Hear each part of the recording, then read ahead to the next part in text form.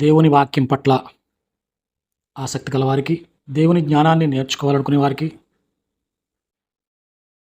దేవుని యొక్క వాక్యాన్ని విశ్లేషణ చేయాలి అనే భారం కలిగిన వారందరికీ కూడా ప్రభువైన యేసుక్రీస్తు నామములో వందనములు. ఈ సమయంలో నేను మాట్లాడాలి అనుకునే అంశము హన్నా అనే ఒక సహోదరుని గురించి. అందరికీ పరిచయం హన్నా. హన్నా అనేటప్పటికీ అందరికీ గుర్తుకొచ్చే విషయం ఏంటంటే, ఆమె గుడ్రాలు, ప్రార్థన చేసి దేవుణ్ణి కుమారుని అడిగింది అనే విషయము హన్నా గురించి ఎక్కువగా చెప్పుకోవడం జరుగుతుంది. ఎక్కువ బోధనలో ఈ విషయం అనేది ప్రధానంగా మనకు వినబడుతుంది. అయితే సహోదరి అయిన హన్నా అంటే మనందరికీ సహోదరే కదా ఆవిడ. బైబిల్లో వ్రాయబడిన అనేక మంది స్త్రీలు ఉన్నారు.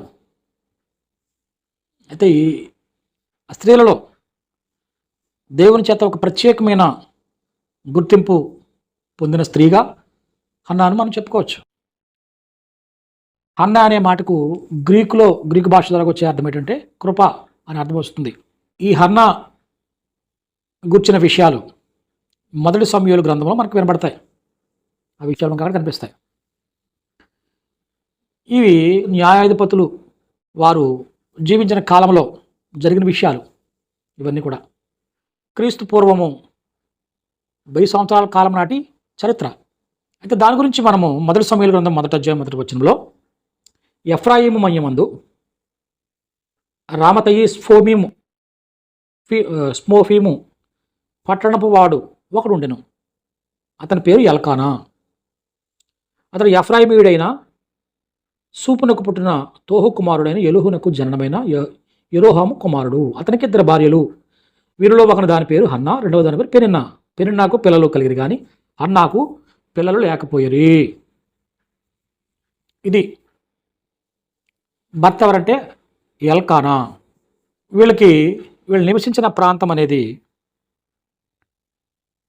ఎఫ్రాయిం ప్రాంతం. అంటే వీళ్ళు ఎవరంటే కహాతీలు. వీళ్ళు ఎఫ్రాయిం మన్యం అనేది కహాతీలకు ఇవ్వబడింది. యెహోషువ 21వ అధ్యాయము 20వ వచనంలో కహాతీయుల వంశపు వారైన లేవీలకు అనగా కహాతు సంబంధాలలో మిగిలిన వారికి వంతు చీట్ల వలన కలిగిన పట్టణములు ఎఫ్రాయిము గోత్రము నుండి వారికి ఇయ్యబడిను. ఈ కహాతీయులు వీళ్ళు. ఎల్కానా మరి ఎలా వచ్చాడంటే కహాతీయుల నుంచి వచ్చాడు. ఎల్కానే అనే మాటకు అర్థమే వస్తుందంటే దేవుడు సంపాదించిన అని అర్థం వస్తుంది.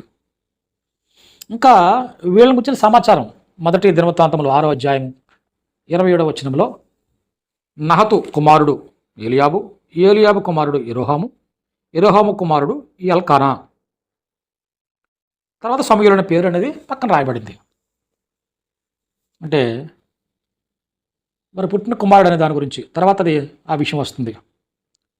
34 నుంచి వచ్చిన కూడా చూస్తే ఇందులోనే 6వ అధ్యాయం మొదటి దినవృత్తాంతములు 34 నుంచి ఏముందంటే సమూయేలు ఎల్కానాకు పుట్టెను, ఎల్కానా యెరోహామునకు పుట్టెను, యెరోహాము ఎలీయేలునకు పుట్టెను, ఎలీయేలు తోయహునకు పుట్టెను, తోయహు సూపునకు పుట్టెను, సూపు ఎల్కానాను కనెను పుట్టెను, ఎల్కానా మహతునకు పుట్టెను, మహతు అమాసైకి పుట్టెను, అమాసైకి ఎల్కానాకు పుట్టెను, ఎల్కానా యావేలునకు పుట్టెను, యావేలు అజర్యాకు పుట్టెను, అజర్యా జఫన్యాకు పుట్టెను, జఫన్యా తహాతునకు పుట్టెను, తాహాతు అస్సీరునకు పుట్టెను, అస్సీరు ఇలియాసాబునకు పుట్టెను, ఇలియాసాబు కోరహునకు పుట్టెను, కోరహు యస్హారునకు పుట్టెను, యస్హారు కహాతునకు పుట్టెను, కహాతి లేవి పుట్టెను, లేవి ఇశ్రాయేలునికి పుట్టెను. ఇది వీళ్ళ డేటా.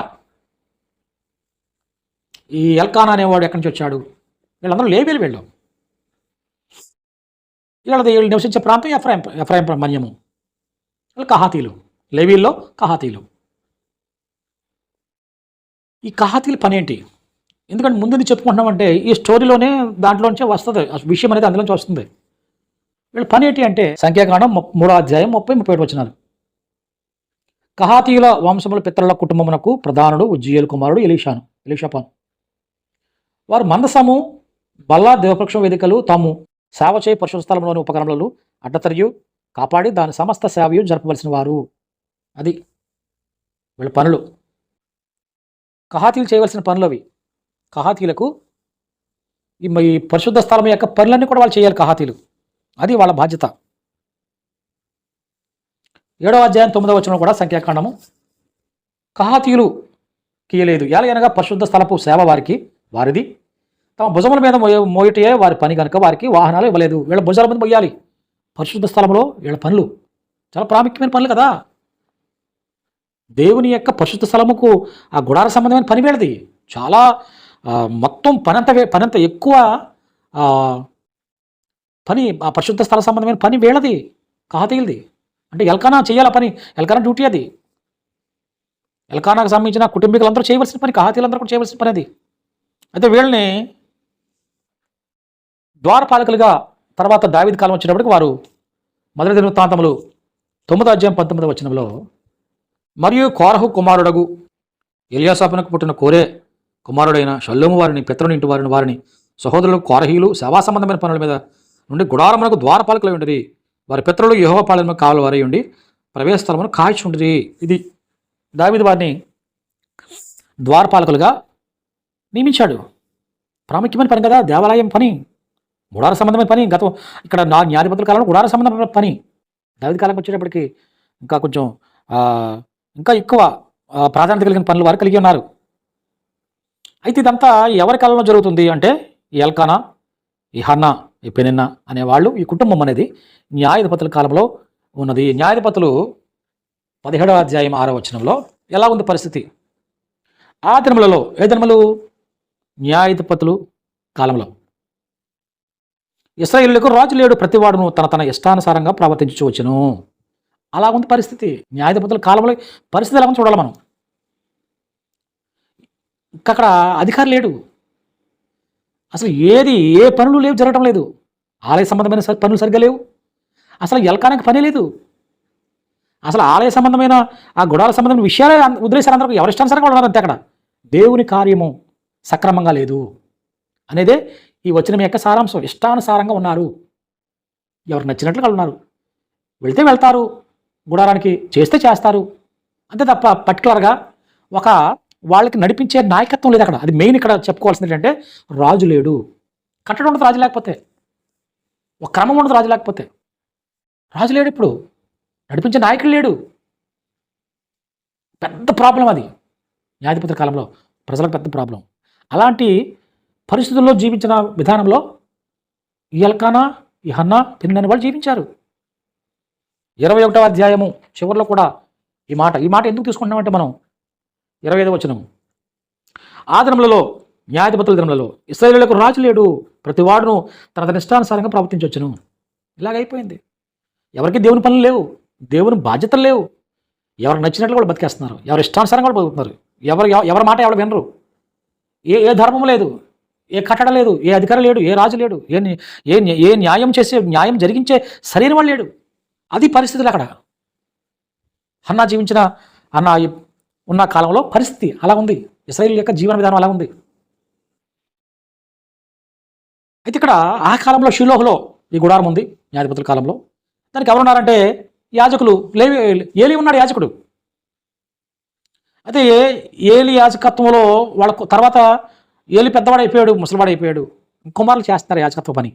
వాళ్ళు ఎలా ఉన్నారంటే పరిస్థితి మొదటి సమూయేలు గ్రంథం 22 వచనంలో, ఏలి బహువృద్ధుడు ఆయను, ఇశ్రాయేలులకు తన కుమారులు చేసిన కార్యములన్నీ వారు ప్రత్యక్షపు గుడారము యొక్క ద్వారము దగ్గరకు సేవ చేయుటకు వచ్చిన స్త్రీలతో సైనించుటి అనే మాట చెవిని పడగా. ఎలా కొంత పరిస్థితి అంటే ఆ యొక్క గుడారానికి వచ్చే స్త్రీలు వారు మరి వారితో ఎలా ఉన్నారో ఇప్పుడు మనం చదివాం కదా. అసభ్యమైన ప్రవర్తన చేస్తారు వాళ్ళు. ఎవరు? ఏలి కుమారులు. అలా ఉన్న పరిస్థితులు. ఈ పరిస్థితులు ఎందుకు చెప్పుకుంటున్నాం మనం అంటే ముందు చెప్పుకోవాల్సిన విషయాలు ఇవన్నీ కూడా. ఎలా ఉందో అక్కడ పరిస్థితులు ఎలా ఉన్నాయో ఆ పరిస్థితులను బట్టి వాళ్ళ యొక్క ఆలోచన ఎలా ఉంటుంది. సామెతల గ్రంథము 29వ అధ్యాయం 18వ వచనంలో దీనికి రిలేటెడ్గా ఒక విషయం ఉంటుంది. దేవోక్తి లేని ఎడల జనులు కట్టులేక ఎందురు. అది ఆ విషయం. దేవోక్తి లేదు, జనాలు కట్టడం లేదు, దేవోక్తి లేదు అక్కడ. అదే విషయం. దేవుని యొక్క మాట అక్కడ వాళ్ళ మధ్యలో లేదు. వాళ్ళ జీవితాల్లో దేవుడు లేడు, రాజు లేడు. ఇష్టానుసారంగా ఉన్నారు ప్రతి ఒక్కరు కూడా. ఎల్కానా కూడా పని ఉంది, కహాతీలు కదా వెళ్ళు. కహాతీలకి ఏం పని ఉంది? ఆలయం మూసివేయబడింది, పెద్ద అక్కడ ఏమి లేవు. అక్కడ ఎవరైనా ఆడవాళ్ళు వెళ్తే అక్కడ ఆ ఏలి పిల్లలేమో వాళ్ళని పాడు చేస్తారు. స్త్రీలు వెళ్తే ఏలి ఏమో వృద్ధుడైపోయాడు, కుంటుపడిపోయింది. దేవుని యొక్క పని కుంటుపడిపోయింది. అసలు దేవుని పనే లేదు అక్కడ, అసలు దేవుడు లేడు అక్కడ, దేవభక్తి లేదు. అలాంటి సందర్భాల్లో హన్నా యొక్క ఫిజికల్ పొజిషన్ ఎలా ఉందంటే, మొదటి అధ్యాయం సమూయేలు గ్రంథము 8వ వచనంలో, ఆమె పెనిమిటి అయిన ఎల్కానా, హన్నా నీవెందుకు ఏడ్చున్నావు? నీవు భోజనము మానుట ఎలా?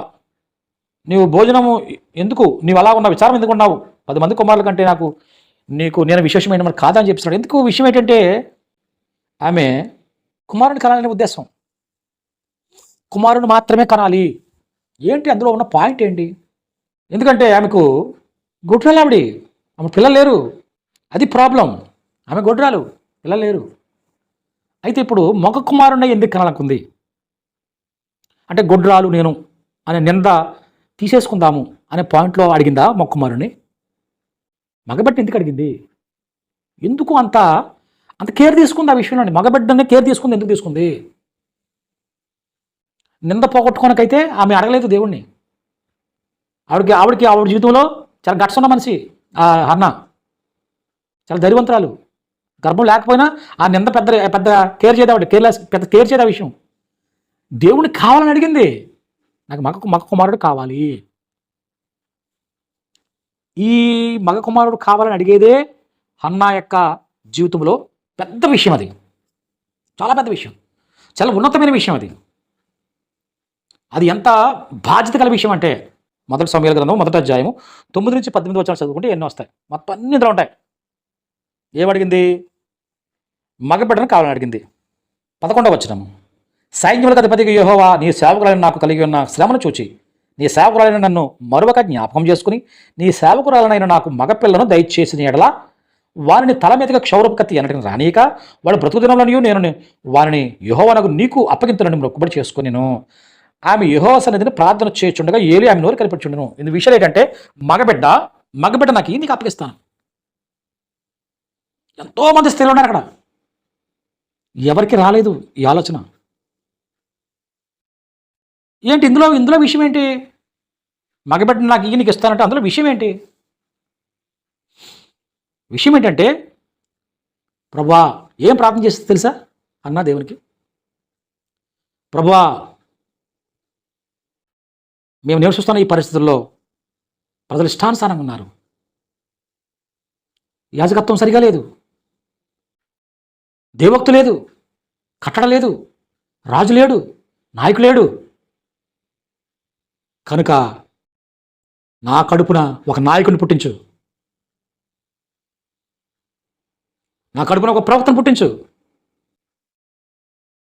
నా కడుపున ఒక న్యాయాధిపతిని పుట్టించు. అది అడిగింది. ఎవ్వరికి లేదు ఈ బాధ్యత. అన్న ఒక్కతికే ఉంది ఆ బాధ్యత. అంతమంది స్త్రీలలో అన్న ఒక్కతికే ఆ బాధ్యత ఉంది. ఎందుకంటే ప్రజలు నీవారు, ఈ లోకంలో నువ్వు ఎన్నుకోబడిన వారు. ఈ ప్రజల కొరకు అబ్రహాముకు వాగ్దానం చేశావు, వెళ్ళి నీ స్వాస్థ్యమైన వారు, నువ్వు ప్రత్యేకమైన వారు లోకంలోంచి వేరిని. అలాంటి ప్రజలను నడిపించే నాయకులు లేడు ప్రభువా. ఇక్కడ దేవోక్తి లేకుండా పోయింది. అలా నడిపించే నాయకుడు ఒకడిని నా కడుపును పాడే నీకు ఇచ్చేస్తాను, నువ్వు నడిపించు, నువ్వు తీసుకో, ఒక నాయకుడిని తయారు చేయి, ఆ నాయకుడు నా గర్భాన్ని తయారు చేయని చెప్పేసి అడిగింది. అదే చాలా చాలా ఇంపార్టెంట్ విషయం. అది అంతే తప్ప ఏదో గర్భం నాకు కావాలి, గొడ్డలను నిందర పోగొట్టడానికి అయితే మాత్రం కాదు. అసలు ఆ విషయం మ్యాటరే కదా ఆవిడకి. అందుకే హన్నా అంటే అత్యంత ప్రాముఖ్యమైన స్త్రీగా కనిపిస్తుంది మనకి ఈ విషయంలో. అంటే ప్రజలందరి నిమిత్తం ఎంత కేర్ తీసుకుందో, ముఖ్యంగా దేవుని యొక్క పని విషయంలో ఆమె తీసుకున్న కేర్ అనేది హైలైట్ అనమాట. చాలా చాలా శక్తివంతమైన విషయం అది. ఆ కాలంలో దేవుని కార్యాలు నిర్వహించడానికి సరైన నాయకుడు లేడు. గనుకనే కదా తను ఒక నాయకుడు కావాలని దేవుని అడిగింది. ప్రజల పట్ల ప్రత్యేకమైన బాధ్యత కలదుగా మనకు కనిపిస్తుంది అన్న. అప్పుడు దేవుడు చాలా ఇష్టపడ్డాడు ఆ విషయాన్ని, ఆ విన్నపాన్ని ఇమ్మీడియట్గా యాక్సెప్ట్ చేశాడు ఆయన. అప్పుడేమైందంటే ఆమె అడిగినట్లుగా మగబిడ్డ మొదటి అధ్యాయం మొదటి సమూయేలు గ్రంథము 19. తరువాత వారు ఉదయమందు వేగిరమే లేచి యెహోవాకు మొక్కి తిరిగి రామాలోని తమ ఇంటికి వచ్చిరి. అంతట ఎల్కానా తన భార్యను యెహూ హన్నాను కూడిను. యెహోవా ఆమెను జ్ఞాపకం చేసుకున్నాను కనుక హన్నా గర్భము ధరించి దినములు నిండినప్పుడు ఒక కుమారుని కని నేను యెహోవాకు మొక్కుకొని వీరిని అడుగుతాననుకుని వానికి సమూయేలును పేరు పెట్టను. అడగటం దేవుడికి సంతోషం అవ్వడం, ఆ విషయం వెంటనే యాక్సెప్ట్ చేయడం, దేవుడు వెంటనే గర్భం రావడం, కుమారుడు కంటం, సమూయేలుని పేరు పెట్టడం. కాబట్టి సమూయేలు అనగా అర్థం ఏంటి? దేవుడు విన్నాడు లేక దేవుని పేరు అని అర్థం వచ్చేటట్లుగా సమూయేలు అనే పేరు అనేది పెట్టడం జరిగింది. 3 సంవత్సరాలు తన దగ్గర పెట్టుకుని పాలు మాన్పించే వరకు కూడా ఉంచుకుని దేవునికి చెప్పినట్లుగా దేవునికి సమర్పించడం అనేది జరిగింది. 24వ వచనం మొదటి అధ్యాయం. పాలు మాన్పించిన తర్వాత అతడు ఇంకా చిన్నవాడే ఉండగా ఆమె ఆ బాలుని ఎత్తుకుని 3 కోడెలను తుమ్మిడి పిండిని ద్రాక్షరసపు తిత్తిని తీసుకొని షిలోహులోనికి మందిరంకి వచ్చాను. వారు ఆ కోడిని వధించి పిల్లవానికి ఏలి ఎద్దకు తీసుకుని వచ్చినప్పుడు ఆమె అతనితో ఇట్లనను, ఏలిన వాని ప్రాణంతోడు వీని నీ యొద్ద నిలిచి యెహోవాను ప్రార్థన చేసిన స్త్రీని నేనే. ఈ బిడ్డను దయచేయమని యెహోవాను నేను చేసిన మనవి ఆయన నాకు అనుగ్రహించాడు. కాబట్టి నేను ఈ బిడ్డను యెహోవాకు ప్రతిష్ఠించున్నాను. తన బ్రతుకు దినములన్నీ కూడా యెహోవాకు ప్రతిష్ఠించని చెప్పాను. అప్పుడు వారు యెహోవాకు అక్కడనే మురికెను. ఇది కదా నాయకుడు పుట్టాడు. దేవుని పని మళ్ళీ స్టార్ట్ అవుతుంది. ఇంతవరకు దేవుని యొక్క ప్రత్యక్షత లేదు వాళ్ళకి కూడా అక్కడ. ఎందుకంటే ఎవరి ఇష్టానుసారంగా ఉన్నారు. దేవుని ప్రత్యక్షత అనేది లేదు. 3వ అధ్యాయం చూడండి. బాలుడైన సమూయేలు, మొదటి సమూయేలు గ్రంథం 3వ అధ్యాయం మొదటి వచనం. బాలుడైన సమూయేలు ఏలి ఎదుట యెహోవాను పరిచయం చేయుచుండెను. ఆ దినములలో యెహోవా వాక్కు ప్రత్యక్షమగుట అరుదు. ప్రత్యక్షము తరచుగా ప్రతిష్ఠించట్లేదు. లేదు, దేవుడు లేడు. ఆ దేవుని యొక్క ప్రత్యక్షతను మళ్ళీ చూపించడానికి ఒక నాయకుడు కన్నది. నాకు నాయకుడు కావాలి, దాని కొరకే నాయకుడు, దాని కొరకే నాకు మగబిడ్డ కావాలి. ఏ బిడ్డన పర్వాలేదు కాదు, మగబిడ్డే కావాలి. అదే గడ్డలని నింద తీసుకోవడం కదా, ఏ బిడ్డన పర్వాలేదు, కానీ నింద కోసం కాదు, ఆ నింద పోవడం కాదు. నాకు మగబిడ్డే కావాలి, ఒక నాయకుడు రావాలి. ఎక్కడ నాయకత్వం లేదు, పాడైపోయారు అందరూ కూడా. కాబట్టి మళ్ళీ నీ కార్యాలు జరగాలి, మళ్ళీ ధర్మశాస్త్రం అనేది ప్రజల్లోకి రావాలి, ఆలయం తెరవబడాలి, ఘనంగా నీ కార్యాలు జరగాలి, మళ్ళీ నీ ప్రత్యక్షత ప్రజల్లోకి రావాలి, ప్రజలందరూ కూడా నీకు విధేయులు అవ్వాలి. అదే నా కోరిక. అది అన్న దేవుని దగ్గర ఆలోచించిన విషయాలన్నీ కూడా. కాబట్టి ఎప్పుడైతే అడిగిందో అవన్నీ కూడా సమర్పించాడు దేవుడు. ఆవిడ కోరినట్లుగా బిడ్డనిచ్చాడు, ఆమె సమర్పించేసింది. ఆమెకి ఏదైతే సమర్పించాడో దేవుడు తిరిగి మళ్ళీ దేవునికి సమర్పించేసింది కుమారుణ్ణి. ఏమయ్యాడు ఇప్పుడు?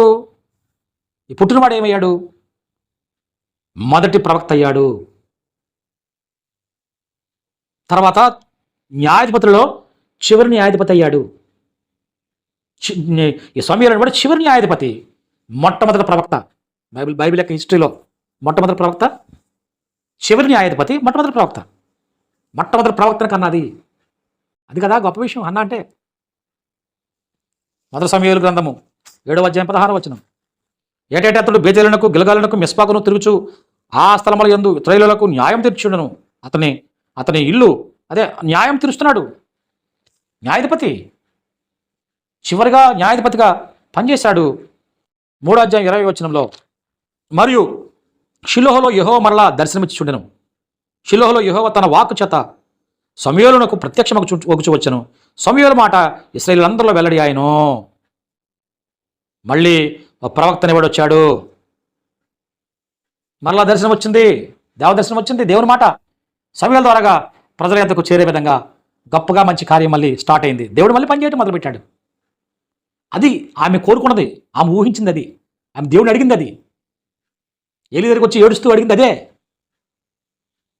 ఒక శక్తివంతమైన వాడు నాయకుడు రావాలి, ప్రజలను ఉద్ధరించాలి, నాయకత్వం చేయాలి, ప్రవక్త లేడు ప్రవక్త అవ్వాలి, న్యాయం తెచ్చేవాడు అవ్వాలి. అది ఆమె కోరుకున్న విషయం. దేవుడు అలాంటి మంచి విషయాలు వింటాడు, వెంటనే వాటికి జవాబిస్తాడు. అన్న చేసిన ప్రార్థన ఎంత బాగుంటుందో తర్వాత ఇదంతా జరిగిన తర్వాత 2వ అధ్యాయం 5వ వచనంలో, మొదటి సమూయేలు 2వ అధ్యాయం 5వ వచనంలో, తృప్తిగా బుధించిన వారు అన్నము కావాలని కూలికి పోదురు, ఆకలి కొనిన వారు ఆకలి తీర తిందురు. గుడ్రాలు 7 పిల్లలను కనును, అనేకమైన పిల్లలను కలిగినది కృషించిపోవును. గుడ్రాలు 7 పిల్లలను కంటది. ఈ కన్నవాడు, ఈ గొడ్రాలు అనేవాళ్ళు ఉన్నారు. 7 పిల్లలు కన్నా గొడ్డలు ఉన్నారు. వాళ్ళందరి గురించి ప్రవచిస్తుంది ఆవిడ. కానీ ఈవిడ గుడ్రాలే, ఈవిడ కన్నవాడు గొప్పవాడు. అంతకుముందు మరి మిగతా ఆరుగురు ఉంటారు కదా. అంటే ఎంతమంది? 7 పిల్లలు కనాలి గుడ్డలనేది. 7 పిల్లలు కావాలి ఇప్పుడు. అంతకుమునుపు ఉన్న గుడ్రాల గురించి చూద్దాం. వాళ్ళందరూ కలిపి ఎంతమంది పిల్లలు కన్నారు? వాళ్ళు ఎవరాళ్ళు? సారా ఇస్సాకుని కంది కదా, ఆమె కూడా గుడ్రాలే కదా. అంటే ఒకడు ఇస్సాకు అంటే ఒకడు, రెండోది రెబ్కా, యాసావు, యాకోబులు అంటే ముగ్గురు. అప్పటికి 2 స్త్రీల ద్వారా అప్పుడు 3 వచ్చేసారు. రాహేలు, యోసేపు, బెన్యామీను 5 అయ్యారు ఇప్పటికి. మానోహ భార్య సంసోను 6వాడు. వీళ్ళందరూ గుడ్రాలే. హన్నా, సమూయేలు 7వాడు. ఆ ప్రభు చూస్తుంది ఆవిడ ఆత్మపూర్ణురాలై. అలాగా ఒక సంతోషంతో మాట్లాడిన విషయాలు ఇవన్నీ కూడా సంతోషంగా విజ్ఞాపనం చేస్తుంది దేవునికి విషయాలు. 7 నేను అందులో నా నెంబర్ 7 అంటుంది. సంపూర్ణత అది 7. 7 అనే విషయం అనేది దేవుడు ఆ ముందు విషయాలను గుర్తు చేసుకుంది. ఆ విషయాలను కూడా నాలో వీళ్ళందరూ గొప్పవాడే కదా. ఎవరు? ఇస్సాకు గొప్పవాడు, యాసావు, యాకోబులు అందరూ కూడా చరిత్రకెక్కిన వాళ్ళు కదా. యోసేపు, బెన్యామీను ఎలాంటి వాళ్ళు వీళ్ళు? సంసోను ఎలాంటి వాడు? సమూయేలు ఎలాంటి వాడు? వీళ్ళందరూ కూడా గొప్ప నాయకులు వీళ్ళు. వీళ్ళందరినీ కన్నది ఎవరు తెలుసా? గొడ్రాళ్ళు. ఎంత ఎంత ఆశ్చర్యం అండి విషయాలు మనం దేవుడు చేసే కార్యాలు. తర్వాత హన్నాకి 3 పిల్లలు. అంటే మరి వాళ్ళకి పిల్లలు కావాలి కాబట్టి 3 కుమారులు. ఎందుకంటే పెరిగినాకైతే పిల్లలు ఉన్నారు, వీడికి పిల్లలు లేరు అప్పటికి. కానీ వీళ్ళకి కూడా మరి పిల్లల సంతోషం కావాలంటే దేవుడు 3 కుమారులు, 2 కుమార్తెలు పుట్టారు. 2వ అధ్యాయం 21వ వచనంలో యెహోవా హన్నాను దర్శింపగా ఆమె గర్భవతి అయి 3 కుమారులను 2 కుమార్తెలను కనెను. అయితే బాలుడకు సమూయేలు యెహోవా సన్నిధిని ఉండి ఎదుగుచుండెను. చూడండి ఎంత దేవుని యొక్క కార్యము. అలాగా అనుకోవడం ఎంత అసలు స్త్రీలకి అలా ఉంటుందా? అలాంటి ఆలోచన వస్తుందా స్త్రీలకి? ప్రజలు పాడైపోయినప్పుడు, నాయకులు లేనప్పుడు, నడిపించే విధానం లేనప్పుడు, నా కడుపుని ఒకటి పుట్టాలి, నా కడుపునే నేను కనాలి ఒక నాయకుడిని. ప్రభా, నా కడుపుని నువ్వు పుట్టించు. ఎందుకంటే అందరూ వదిలేశారు. ఎవరికి లేదా బాధ్యత?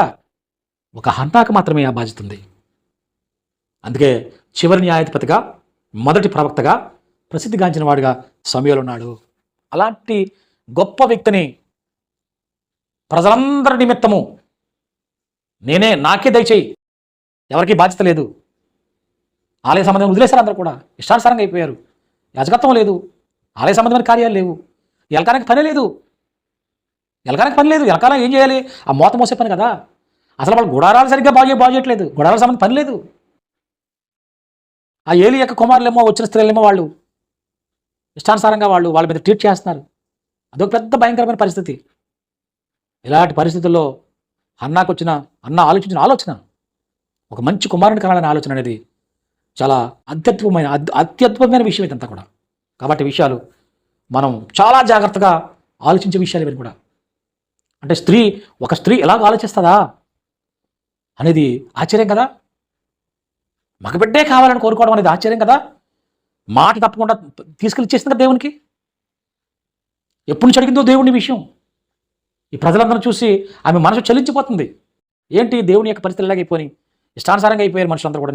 మా ఆయనకి పని లేదు, ఎలకానికి పని లేదు. అతను మరి లేవిడి కదా, ఆ యొక్క కుటుంబంలో కదా ఉన్నాడు. వాళ్ళందరికీ మోత పనులు ఉన్నాయి కదా. ఆలయ సంబంధమైన పని కదా, అది గుడార సంబంధం పని కదా. పరిశుద్ధ స్థలం యొక్క పనులన్నీ కూడా వాళ్ళే కదా. ఈ కొన్ని చాలా విషయాలు చేయాలి వాళ్ళు, ఆలయ సంబంధ పనులు. అవంతా ఆ పని లేదు వాళ్ళకే. కానీ ఇప్పుడు ఒక పరివాడు కావాలి, ఒక నాయకుడు కావాలి, ఒక నడిపించేవాడు కావాలని చెప్పేసి ఎంతో జాగ్రత్తగా, ఎంతో బాధ్యతగా దేవుడిని అడగడం అనేది చాలా గొప్ప విషయం హన్నా జీవితంలో. మనం కూడా మన పిల్లల విషయంలో కూడా అంటే ఎలాంటి మనకి సాదృశ్యం కనిపిస్తుంది అన్న, ఎలాగ మనకి ఒక మాదిరిగా కనిపిస్తుందంటే ఆమె అడిగినట్లు మన పిల్లలు మనం కూడా మన బిడ్డలు అలాగ ఉండాలి. అలాంటి వారు రావాలి మన పిల్లలకు. మంచి మరి సేవ చేసేవారు, మంచి కార్యాలు, దేవుని కార్యాలు చేసేవారు మన కడుపును పుట్టాలని మన స్త్రీలు కూడా కోరుకోవాలి. మనం కోరుకోవాలి అలాగా. కాబట్టి అలాగా వారికి అలాంటి కోరుకునేటట్లుగా ఆమె మాదిరికరంగా ఉంది.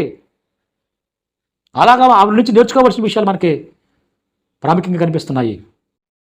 ఆమె ఎలాగైతే బాధ్యత తీసుకుందో దేవుని పని విషయంలో, అలాగే మనం కూడా మన పిల్లల విషయంలో కూడా ఒక మంచి పిల్లలు పుట్టాలి, దేవుని కొరకు మంచి సంతానం మనకు కలగాలని చెప్పేసి దేవుని కొరకు మనము పిల్లలను ఇవ్వాలి అనే అన్నలాంటి గుణం, అన్నలాంటి ఆలోచన మనం కూడా కలిగి ఉండాలి. అలాగ ఉండడానికి అన్న గొప్ప మాదిరి, ప్రపంచానికి మాదిరి ఆవిడ. కాబట్టి ఈ విషయాలన్నీ కూడా మనం జాగ్రత్తగా ఆలోచించవలసిన వారై ఉన్నాం.